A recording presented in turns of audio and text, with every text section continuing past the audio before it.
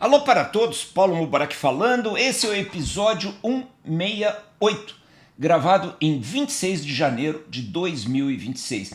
E sabe que esses episódios, eu vou falar hoje sobre caixa, sobre um termo bastante comum no mundo dos negócios, embora desconhecido da maioria, chamado Operating Leverage.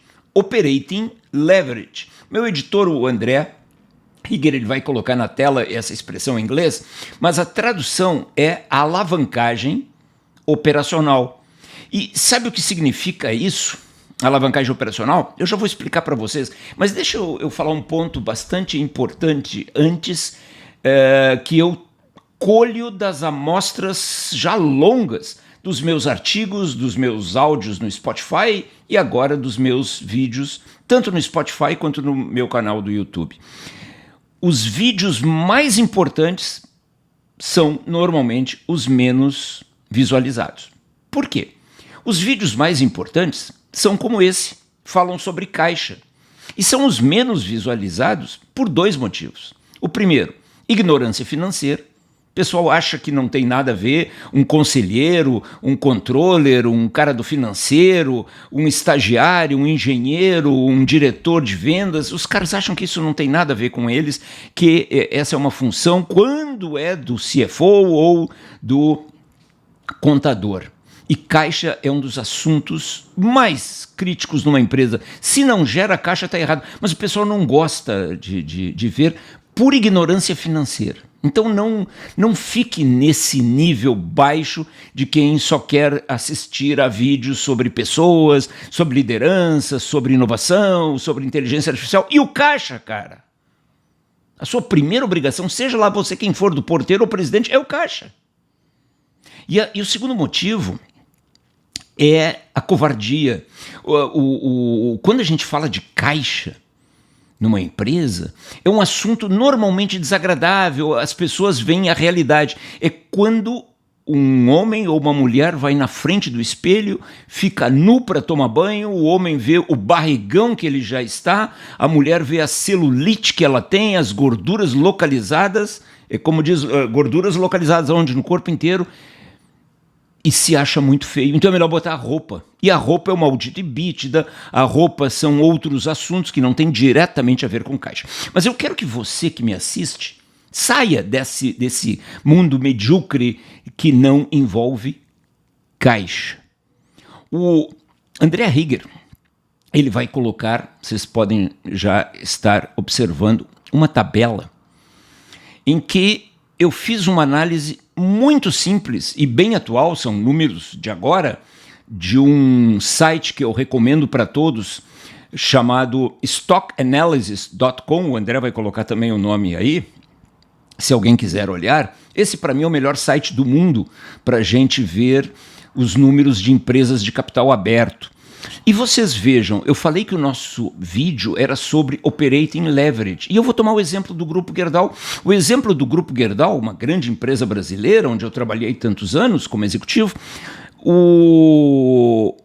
ele ilustra bem o exemplo que você deve fazer aí para a sua empresa. Não importa se a sua empresa é uma empresa de 10 milhões ano, 30 milhões ano, 300 milhões, 3 bilhões, 30 bilhões ou 60 e poucos bilhões, como é o Gerdau atualmente, o conceito é o mesmo. Sabe qual é o conceito? É um conceito muito importante esse de Operating Leverage. Você toma, como você está vendo aí na tela, eu peguei os anos 2022, 2023, 2024 e o TTM significa Trailing 12 Months. Os últimos 12 meses, basicamente 2025, do Grupo Gerdau, esses são números oficiais, e coloquei, vocês estão vendo, Revenue, a receita operacional líquida. Você pode fazer isso para a sua empresa. E logo depois, embaixo, Delta Revenue, é o delta, ou seja, a diferença. Então vocês podem observar que de 2022 para 2023, a receita caiu 16,38%. Estão vendo? De 23 para 24, a receita caiu menos, só 2,74%. E de 24 para 25, vamos chamar o TTM de 25, a receita aumentou 7,37%. Bom, mas o que significa isso? Você precisa, quando administra a sua empresa, você precisa verificar quando existem as oscilações na receita, como aqui. Se nós compararmos 2022 com 2025, em 4 anos a receita operacional líquida do Gerdau caiu 15%, 15,40%. Vocês estão vendo os algarismos em vermelho e pintados de amarelo, que é um número muito importante, ou seja, em 4 anos a receita caiu, comparando 22 com 25, 15%. E teve as oscilações, 16%, 2%, 7% positivo.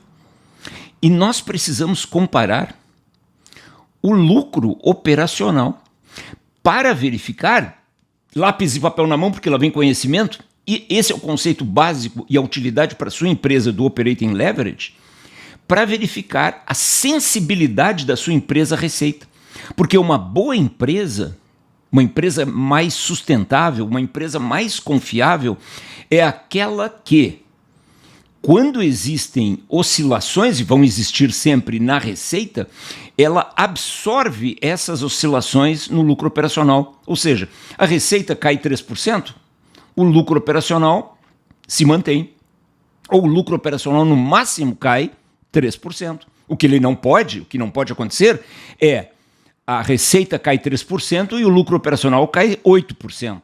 Porque daí você está caminhando para o abismo.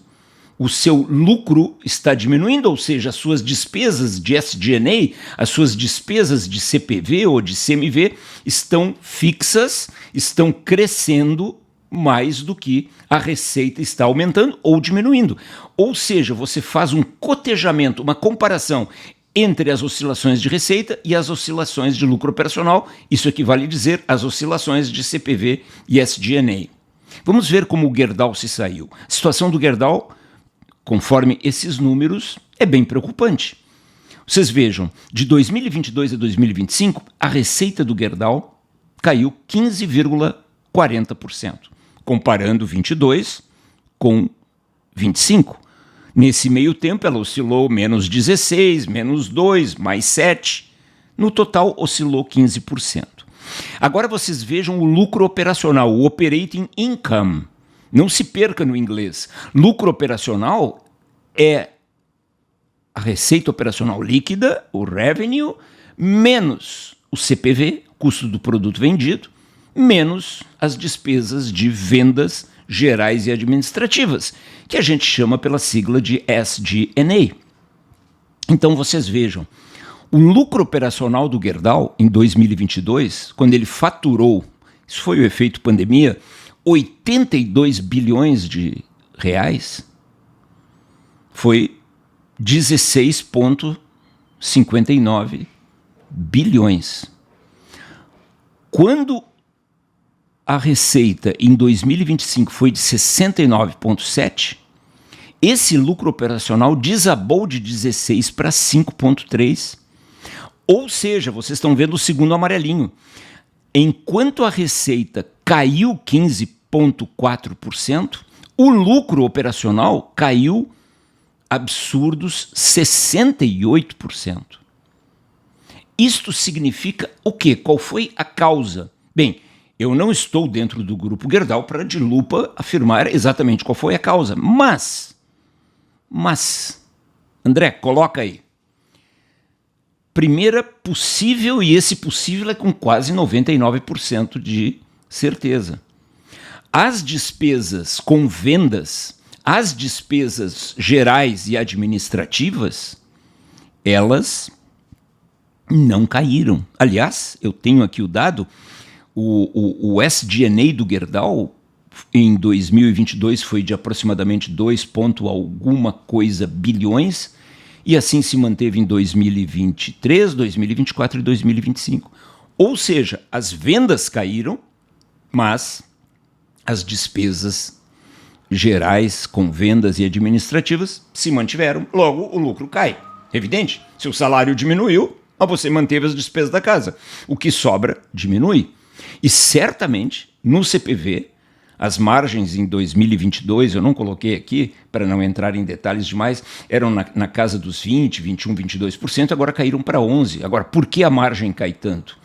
Ou porque você está tendo que precificar a menos para poder vender, e certamente o aço caiu de preço, mas você não conseguiu uma redução nas suas despesas variáveis e nas suas despesas fixas de produção, que estão dentro do CPV, os gastos gerais de fabricação, custos de ar comprimido, de gás, de energia elétrica, de água, custo da mão de obra direta, custo de manutenção, custo de reparos, custo do controle de qualidade, você não conseguiu. Custo da matéria-prima, você não conseguiu uma redução equivalente. Ou seja, a receita caiu 15%, as margens brutas caíram muito e o SG&A se manteve, portanto, o lucro operacional caiu 68%. Faça esse teste para a sua empresa, mas pegue 2, 3, 4 anos para você verificar o quanto a sua empresa é sensível a uma mudança em vendas. Por quê? Se há algo que eu não preciso bola de cristal para dizer para você, é que, olha a frase, haverá anos muito bons e, na sua maioria, haverá anos ruins. Pô, as 7 pragas do Egito, já tá na Bíblia. E aí você vai dizer assim, aí tem aquela famosa piadinha sobre consultores. Os consultores falam sempre o óbvio, mas não é óbvio que vai haver anos bons e ruins, mas por que então você que está aí me olhando com esses olhos esbugalhados, por que você quando faz planejamento, quando faz projeções, quando faz investimentos, quando você contrata mais gente, quando você aumenta seu custo, por que você insiste em pensar sempre em rampa? Todo mundo faz planejamento de vendas pensando na venda subindo sempre, além dos aumentos orgânicos. Esses dias um CEO me disse, não, o ano passado a gente vendeu 2 bi e esse ano a gente vai colocar uma meta de 2,2 bi, é só vender 200 milhões a mais. Mas que absurdo! Ele conta aqueles 2 bi que ele vendeu o ano passado como certos esse ano, mas combinou com os russos e a concorrência e as inadimplências, as RJs dos clientes dele, e o mercado e os juros. Você tem que vender de novo 2,2 bi e não só mais 200. Na cabeça do cara, isso aparece. Aí eu dei mais uma olhadinha, a geração de caixa, agora falando de caixa, no Gerdau, ela caiu de 11 bilhões em 2022 para cerca de 7,6. Ainda uma geração de caixa boa, 7,6 em relação a 69 bilhões, é mais de 10%, uma geração de caixa operacional boa. Mas o free cash flow, que é a geração de caixa operacional menos o CAPEX, caiu de 6,8 para meio bilhão de reais. Caiu brutalmente o free cash flow. Por quê? A geração de caixa operacional caiu, embora ainda seja razoavelmente boa, mas o CAPEX se manteve. Então, sobrou cada vez menos dinheiro no free cash flow para pagar dívidas e dividendos. Dividendos eu não sei, mas a dívida está na seguinte posição. Se hoje nós pegarmos a dívida líquida do Gerdau, ela cresceu de 8,2 bilhões em 2022 para cerca de 10 bilhões em 2025. Cresceu 23% a dívida líquida. O Gerdau tem uma posição de caixa forte, em torno de 10 bilhões, mas tem uma dívida total de quase 20. 20 menos 10 dá 10. Então a dívida líquida hoje é de 10 bilhões. Perto daquele limite de 20% da receita líquida. Quem me acompanha sabe. Ou seja, o endividamento máximo do Gerdau deveria ser em torno de 13, 14 bilhões. Dívida líquida. Tá razoável ainda, mas está piorando. A tendência está piorando. E só para vocês terem uma ideia, quando a gente verifica a capacidade da empresa de pagar endividamento, nós dividimos a dívida líquida pelo free cash flow, que é quem paga a dívida. Não seja um idiota ao dividir a dívida líquida pelo EBITDA. O EBITDA não paga nada. O EBITDA só paga o seu sonho. E nos últimos anos, essa relação free cash flow por dívida líquida estava muito boa no Gerdau, porque ele estava gerando free cash flow bom, Então estava em 2 e pouco, um número excelente. E neste ano de 2025, a dívida líquida cresceu 10 bilhões e o free cash flow foi lá para baixo, para $500 milhão. Ou seja, a relação dívida líquida por free cash flow, ela está na casa das 36 vezes. Se nós olharmos friamente, nós diremos para esse número, o Gerdau levará 36 anos para pagar essa dívida. Evidentemente que existem outros movimentos que a empresa deve estar fazendo. Eu sempre repito, este site não é um site para recomendar investimentos, nem para fazer terrorismo, eu simplesmente estou lendo os números e colocando esses números sobre a minha avaliação técnica. E veja, muitas vezes quando a gente olha a forte geração de caixa operacional, o ativo que uma empresa bacana como o Gerdau tem, a gente não entende porque as ações estão tão baixas. As ações estão tão baixas porque os verdadeiros investidores, eles fazem este tipo de análise que eu estou fazendo agora com vocês. Conclusão! Faça essa simples análise através do seu DRE. Veja qual a oscilação do seu lucro operacional em relação à oscilação da sua venda. Se o lucro operacional ele cai muito mais do que a sua venda caiu, você, assim como o Gerdau, certamente está fazendo. Você tem problemas, você tem uma tendência ruim e deve fazer planos de ação urgentes para reverter essa situação, aumentando vendas, melhorando o preço, reduzindo custos. Tudo muito difícil, mas eu sempre digo, a tarefa de um consultor como eu é tornar o impossível difícil. Que é difícil, eu sei. Eu não sou um idiota aqui dizendo, olha, basta cortar aqui, ali e tal. Não, claro que não. Tem dificuldades.